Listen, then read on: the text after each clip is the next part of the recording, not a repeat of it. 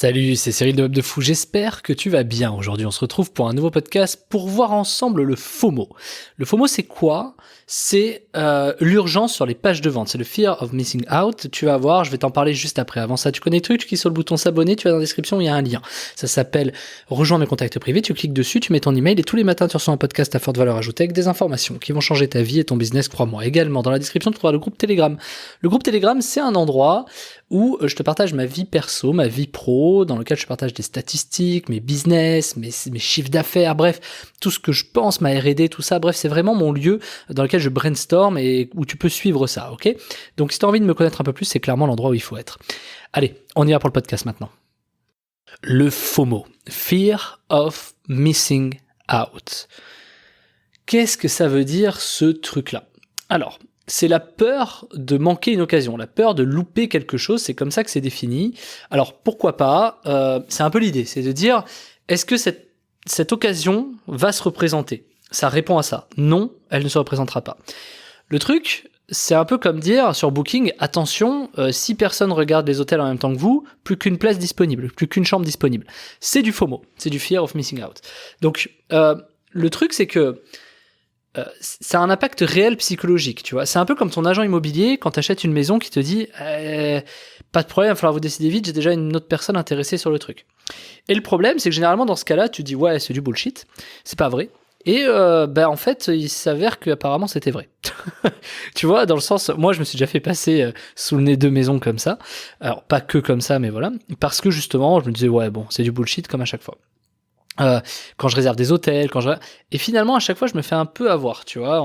Attention, ça va être sold out. Attention, ça va être sold out. C'est-à-dire il y aura plus de place, Je dis ouais bon. Bonjour, machin. Non, il y a plus de place. Ah. Merde. Donc tu vois un peu l'idée. C'est exactement ça. Donc le fear of missing out, c'est que tu sais jamais. La vérité, c'est que tu sais pas si en face c'est vrai ou c'est faux, mais ça te pousse à prendre une décision. Et l'avantage du FOMO, c'est que quand tu es vendeur, ça pousse les indécis à acheter. Ça pousse vraiment les indécis à acheter parce qu'ils hésitent. Il suffit juste d'avoir la bonne phrase ou le bon argument. Tu vois, c'est quand tu réserves sur Booking, tu dis attention, il reste plus qu'une chambre comme ça. Tu dis bon au pire j'allais voir un autre hôtel. Non mais le temps que j'aille voir et tout, ça, tu te dis je sais pas, celui-là il me plaît quand même. Bon vas-y, je réserve. Et c'est un peu l'idée. C'est vraiment cette idée-là de dire ok, bah éventuellement, si ça se trouve, je vais vraiment louper l'occasion, quoi. Et ça pousse vraiment les gens. C'est pas forcément la conso, mais ça pousse les gens à te découvrir ou à découvrir ton travail. C'est ça qui est intéressant. Par exemple, ce qui est bien avec Booking sur ça te permet de découvrir des hôtels. Moi, je me suis déjà fait avoir par du FOMO sur des hôtels, mais sans regret, tu vois. Alors, est-ce que dans le FOMO, t'as plus de regrets que de non-regrets ? J'en sais rien, ça dépend. Dans tous les cas, en général, quand t'achètes sous le coup d'une émotion, et c'est important de consommer le produit de la bonne façon, tu vois. Par exemple, pas de dire, ok, j'ai réservé, après je veux annuler. Ah non, mais en fait, ils font pas d'annulation, etc. Et finalement, t'es blasé d'avoir pris du FOMO, tu vois, d'avoir été sensible au FOMO. Donc, le FOMO sur les pages de vente, c'est quand même important parce que quand tu arrives à la fin d'une page, peu importe ce que tu as fait, il faut pousser à l'action. Et pousser à l'action, il n'y a rien de mieux que de créer en fait une émotion envers la personne qui est de dire c'est maintenant ou jamais. Après, c'est à toi de trouver une raison réelle, hein, bien sûr. Il ne faut pas juste inventer pour l'inventer, il faut vraiment trouver une raison réelle. Et là, a fait l'apparition des compteurs. Les compteurs qui disent plus que 3 minutes, machin. Le problème, c'est que maintenant, les compteurs, la plupart du temps, tu refreshes la page, ils repartent à zéro, quoi. Donc en fait c'est des fausses peurs, quoi. C'est un peu comme les webinaires. Le webinaire, c'est un FOMO en soi. Attention, samedi il y aura qu'une séance, pas de replay, machin. C'est un FOMO. Moi, j'ai fait un FOMO à ce niveau-là sur Web de Fou. J'en fais toute la semaine, en fait, puisque le dimanche à 23h59, le prix de la formation double. Mais là où c'est un peu plus intéressant au niveau du FOMO, c'est par exemple, j'avais fait une formation en live gratuite. J'avais dit aux gens, c'est en live, etc. Et je crois que j'ai jamais eu autant de personnes en live en disant, ce sera une formation gratuite et je vous ferai payer le replay si vous voulez. Si vous avez peur de le louper. Et finalement, c'est très intéressant comme concept, hein, pour une raison simple, c'est que ça permet aux gens en fait d'être là à la bonne heure, au bon moment, etc. Et encore c'est gratuit, dans le sens où il y aurait pu y avoir plus de personnes si ça n'avait pas été gratuit. Et en fait, parce que quand c'est gratuit, il y a beaucoup de gens qui viennent pas.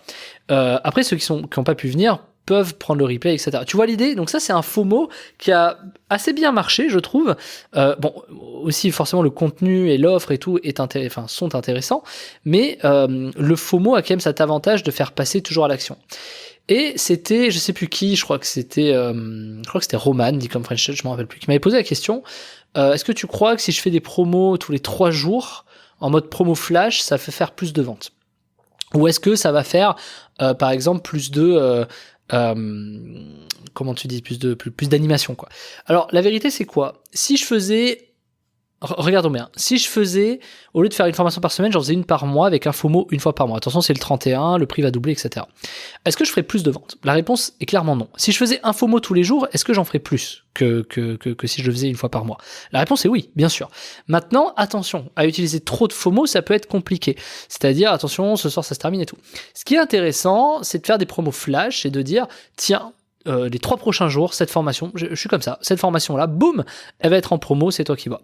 Et ça peut être très intéressant pour faire découvrir le travail, ça peut être vraiment intéressant pour une vieille formation, par exemple, qui, je sais pas, qui peut apprendre des choses aux gens, mais qui représente du travail que tu as fait il y a peut-être 2 ans ou des choses comme ça. Ça peut être intéressant de faire des promos flash comme ça sur 2-3 jours, 48 heures, en disant, ok, tous ceux qui sont là, boum, boum, boum, boum.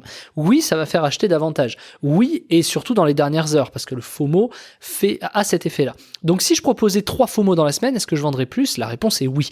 Maintenant, le problème, c'est que faire 3 FOMO, il faudrait pas non plus, aller prendre le portefeuille de tous tes clients, ça n'a pas de sens, tu vois, il faut aussi qu'il y ait une utilité. Il faut également te dire que si tu fais 3 dans la semaine, bah, tu vas forcément pousser beaucoup de messages, tu vas pousser beaucoup de promotions, etc. Finalement, tu vas devenir un peu, moi ce que je déteste, tu vas brader en fait ton travail. Et c'est là où ça fait pas sens. Parce qu'à partir du moment où tu brades, les gens vont attendre que tu brades. Si tu fais 3 promos flash par semaine, dis-toi que ça fait quand même 150 formations par an. Je veux dire, à un moment donné, c'est beaucoup, tu vois. Donc, en faire de temps en temps, ça peut avoir du sens, mais il faut que ce soit bien fait. Il faut que ce soit réservé. Parce qu'également, quand tu fais des FOMO, il faut que la personne en face, tu lui parles. Par exemple, tiens, je vais faire une promo flash dédiée aux gens sur Telegram, imaginons. Et ben là, on appartient à une communauté spécifique et on sait que, tu vois, on sait qu'on fait partie de ces gens-là qui suivent sur Telegram. Ça donne un côté d'appartenance auprès de la personne, ce qui est très intéressant, à mon sens en tout cas. Donc voilà pour le FOMO. Je pense que si ça fait vraiment vendre plus largement, clairement, est-ce qu'on doit l'utiliser? Oui, mais avec parcimonie et à bon escient. Si tu l'utilises trop, tu vas de toute façon te retrouver tu vas crouler en fait sous le FOMO auprès de ton audience et elle va toujours avoir l'impression d'être en urgence parce qu'il faut pas oublier quelque chose. Tu vois, moi faire un FOMO du lundi au dimanche en disant à 23h59 le prix double le dimanche t'es chill, t'es tranquille, tu vois, t'es chez toi, tu dis bon, alors ça empêche pas les gens d'acheter à 23h58, mais sur le principe, tu vois, t'es tranquille, c'est dimanche, t'es avant de te coucher, machin.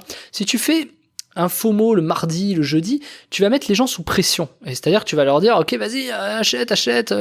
Mercredi, le mec, il a pas que ça à foutre. Il faut qu'il aille faire ses courses, il faut que, tu vois. Alors que le dimanche, bon, bah, les gens font pas les courses, quoi.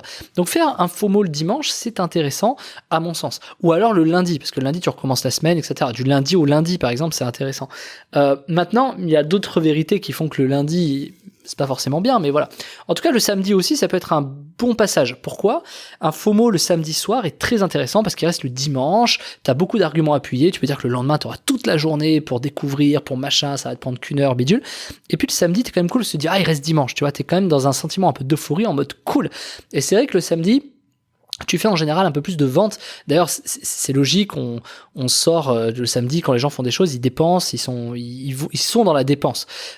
Tu vois, par exemple, quand tu vas acheter, je sais pas, tu vas faire du shopping le samedi, tu vas acheter des cadeaux, tu vas acheter machin, je sais rien, tu vas faire une activité, tout ça. T'es déjà dans la psychologie de dépense. Le dimanche, tu l'es moins, t'es chez toi, tu machin, tu fais peut-être ton jardin, ton truc, je sais pas, peu importe. Ça te regarde, quoi. Mais sur le principe, t'es pas tout de suite dans l'aspect de dépense et il faut sortir ta carte parce que le dimanche à 23h59, la formation double, tu vois. C'est pas le meilleur jour par rapport à ça. Mais encore une fois, il n'y a pas d'idéalement parfait. Ce qu'il faut, c'est surtout avoir des éléments qui permettent de créer ça. Moi, en l'occurrence, c'est que j'ai 7 podcasts par semaine. Le lundi, c'est le podcast de vente. Le dimanche, c'est un podcast normal. Et puis, j'oublie pas de faire un mail pour rappeler que le soir, machin, tout ça. Et finalement, c'est un process qui dure sur la semaine et on repart à zéro le lundi. Et c'est très intéressant comme système. Moi, j'aime beaucoup. Ça permet de repartir. Et j'aime bien ce côté aléatoire. Tu sais pas le lundi d'après ce qu'il va y avoir comme contenu. Ça, je trouve ça très intéressant. Surtout ça que moi, personnellement, je trouve intéressant puisqu'il faut créer un côté côté aléatoire. Donc, c'est là où le FOMO rentre en jeu, parce que le FOMO, faut que ce soit aussi un jeu, tu vois, tiens, ça clôture quelque chose, ça clôture l'achat, ça clôture la semaine, ça clôture la thématique. Et c'est ce que je trouve très très intéressant, moi sur Web de Fou en tout cas là-dessus. Ça permet en plus d'être aux aguets lundi pour savoir ce qui va se passer. Donc, ça permet, tu vois, plutôt que de dire d'acheter le lundi parce que c'est le FOMO, ça laisse les gens, mes prospects, mes clients aux aguets en se disant tiens, le lundi, qu'est-ce qui va se passer? Donc le FOMO, si c'est bien fait, ça marche en fait, hein, c'est aussi bête que ça, tout simplement. Hein. Donc c'est ce que je voulais t'expliquer aujourd'hui, et tu vas voir que moi, dans les pages de vente que je t'ai mis à disposition d'ailleurs, qui sont dans la description, qui s'appellent mes 50 pages de vente écrites les plus rentables, tu vas voir que le FOMO, je l'utilise d'une autre façon, d'une façon un peu différente, d'une façon dans un appel à l'action, en expliquant que la personne n'a quasiment plus le choix en fait, et que c'est maintenant ou jamais, et que c'est plus c'est pas une question de compteur ou de choses. Mais le FOMO, tu peux le rajouter. Moi, sur les pages que j'ai faites, tu peux rajouter des FOMO en mettant tout ce que tu veux, un compteur, un jour précis, un nombre de places limitées. T'as plein de choses différentes. Donc c'est à toi de voir comment tu veux gérer ton FOMO. Mais pour ça, il faut forcément des pages de vente, et pour rédiger des pages de vente, t'as mes 50 pages de vente que je t'ai mis à disposition. Le document fait plus de 100 pages, je crois. Tu vas voir. Le document est assez génial dans le sens où tu vas voir la répétition des structures, tu vas voir la répétition des pages de vente qui marchent, tu vas voir pourquoi, qu'à un moment donné, quand on mélange deux thématiques, enfin deux techniques, de templates de pages de vente, finalement ça cartonne. Bref, tu vas comprendre tout ça. T'as tout dans la description, ça s'appelle mes 50 pages de vente écrites les plus rentables, et je peux te garantir qu'avec ça, t'auras plus de trous. En fait, t'auras plus de trous sur tes pages de vente. Tu sais, en mode mais qu'est-ce que je dis, machin. Je te le garantis. Ok, allez, c'est dans la description, ça s'appelle mes 50 pages de vente écrites les plus rentables, et puis clique dessus. Sinon, je te dis à demain. Ciao, ciao.